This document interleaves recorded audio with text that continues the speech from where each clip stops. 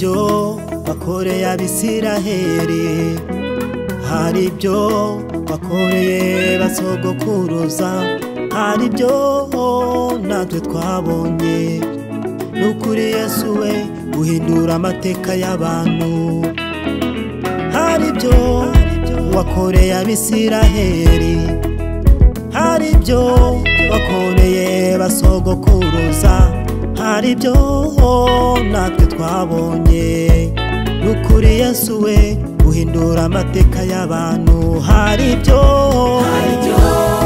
wakoreye Abisiraheli, hari ibyo wakoreye basogokuruza, hari ibyo natwe twabonye.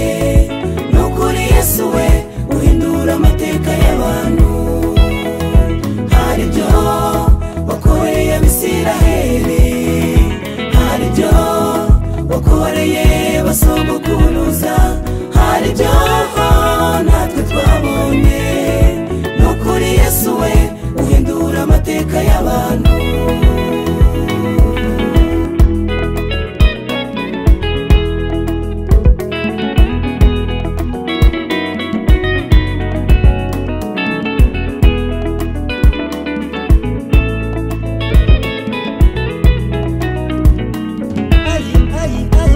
Hari ibitangaza wakoze mu gihe cya kera, hari n'ibindi ukora muri iki gihe turimo, hari n'ibyo uzakora mu gihe kizaza.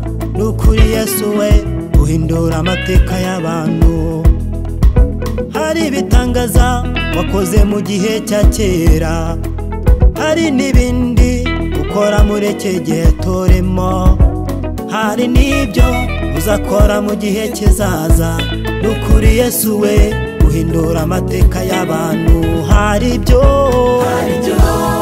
wakoreye Abisiraheli, hari ibyo wakoreye basogokuruza, hari ibyo natwe twabonye. Nukuri Yesu we uhindura amateka y'abantu.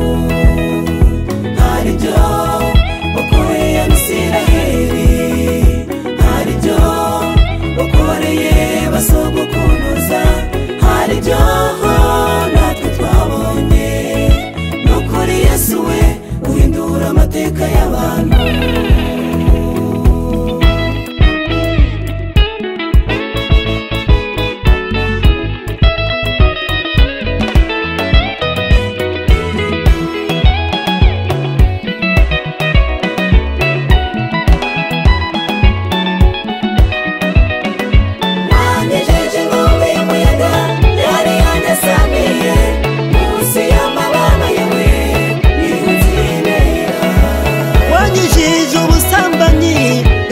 Fashe bugwate munsi y'amababa yawe niho nzibera.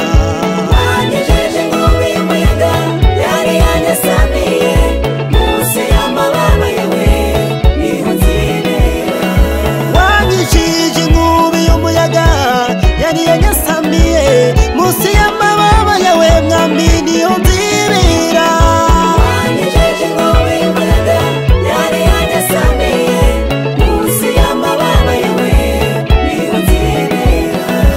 Wanyijije inkubi y'umuyaga yari yanyasamiye, munsi y'amababa yawe mwami